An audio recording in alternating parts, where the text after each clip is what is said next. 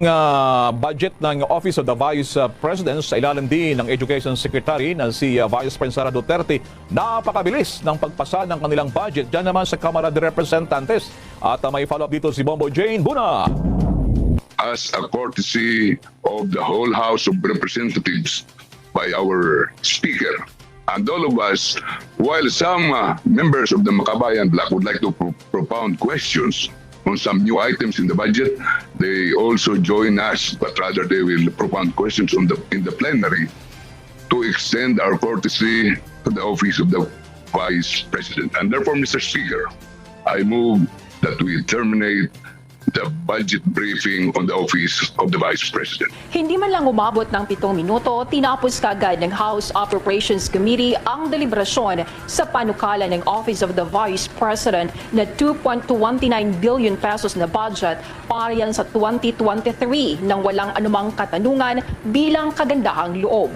Nakatakdang talakayin sa plenaryo ang deliberasyon lalo pat tumaas ng 3 beses ang budget kumpara sa nakaraang taon. Sumenyas pa si House Minority Leader Marcelino Libanan na wakasan na ang pagdinig na pinangunahan naman ni Majority Leader Manix Dalipe. Nagpasalamat naman si Vice President at Department of Education Secretary Sara Duterte sa mga mambabata sa kanilang suporta at sinabi nito na bukas siya na makipagtulungan sa kanila. Thank you for sharing this day with the Office of the Vice President. And thank you for your continued support to the budget and all the programs, activities, and projects of the Office of the Vice President. We continue to support as well the legislative districts of our honorable members of the House of Representatives with all the meager projects of the Office of the Vice President. Magugunitang humiling ang Office of the Vice President ng 2,292,673,000 na budget. Kumpara yan sa dating naaprobahang budget na 700 million pesos sa termino ni dating Vice President LENI Robredo. Nakasaad sa mga dokumentong isinumite ng Office of the Vice President sa Kamara na ang pondo ay gagamitin para sa medical at burial assistance, libreng sakay at pamamahagi ng relief goods sa 2023. Kasama sa budget ng Office of the Vice President ang 5 million pesos na confidential fund na hindi na sinuri ng mga mambabatas. Samantala naman, isinagawa na rin kaninang umaga ang budget briefing ng Department of Education. Binigyang katwiran ni Vice President Sara Duterte na nakaupo rin bilang Education Secretary ang 650 million pesos na kabuuang confidential fund para sa Office of the Vice President at Department of Education. At sinabing ang malaking halaga ay mahalaga upang matugunan ang mga problema ng sektor ng edukasyon. Ginawa ni Duterte ang tugon ng tanungin siya ni House Assistant Minority Leader Arlene Brosas ng Gabriela Party List kung bakit kailangang maglaan ng 500 million pesos na confidential fund para sa Office of the Vice President at isa pang 150 million pesos na fund o confidential fund para naman sa Department of Education. Kung maraming hindi napupunduhan na programa sa DepEd tulad yan ang pagtatayo ng humigit kumulang 167,000 classrooms at pagkukumpuni ng hindi bababa naman sa 149,000 classrooms. Okay, gusto ko lang pong saluduhan itong si Vice President Sara Duterte sa kanyang pagiging matapang. Dahil nga po si President Bongbong Marcos ay nagsagawa ng state visit sa Indonesia at sa Singapore at itinalaga niyang OIC si Vice President Sara Duterte. 4 days lang yun. Pero ano ang isa sa magandang ginawa ni Vice President Sara Duterte? She called a command conference para sa state of the security of the country against terrorism and crimes. Tinulong niya ang ating mga uniformed personnel. At isa sa kanyang binanggit, our policy against criminals and terrorists and those that support and espouse their ideologies of violence should be hardline. We should show no mercy to criminals and terrorists. The Philippines will only be able to truly recover and rebuild post-pandemic and meaningfully stand with honor and pride as a nation if we successfully address threats to our security. Our policy against criminals and terrorists and those that support and espouse their ideologies of violence should be hardline.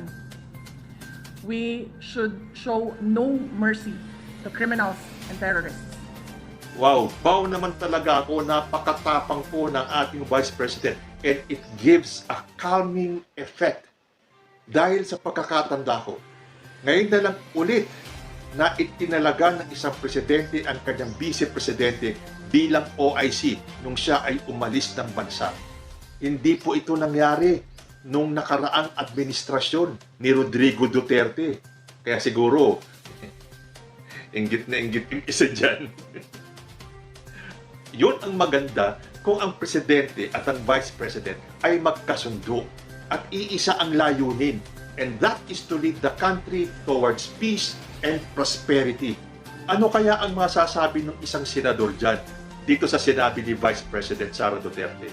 We should show no mercy to criminals and terrorists. At dapat hardline ang approach, stricto, tough. Yun ang kailangan dito sa mga nagsusupport and those espousing itong ideologies ng mga makakaliwang terorista at itong mga kriminal. Ano ang masasabi ng mga kongresista dyan na nire-red tag sila? Tulad itong si Raul, ano ba apelido nito? Manuel. Yan, Raul Manuel. Nakita nyo nung nabara siya dun sa isang usapin. Sinabi niyang nire-red tag sila, red tagging daw. Ano ang sagot sa kanya? Hindi sila nire-red tagging. Ang ginagawa ng gobyerno ay truth-telling. Nagsasabi ng katotohanan. Alam na ng buong bansa, alam na ng taong bayan kung saan kumikiling itong sila Raul Manuel at sa kanyang mga kasamahan. Kaya dun sa mga nagpupumilit na hindi naman daw sila mga komunista o hindi naman daw sila maakaliwa, iisa lang naman ang challenge sa inyo eh. Para kayo ay paniwalaan ng taong bayan, you denounce the CPP, NPA, NDF. As simple as that. Pero bakit hindi nyo magawa? China-Chinese nga ni Pastor Kiboli itong kagat eh. Ano ba itong kagat na to? Kabataan, Gabriela, and ACT teachers ba to? Yung isa? Kaya nga kagat.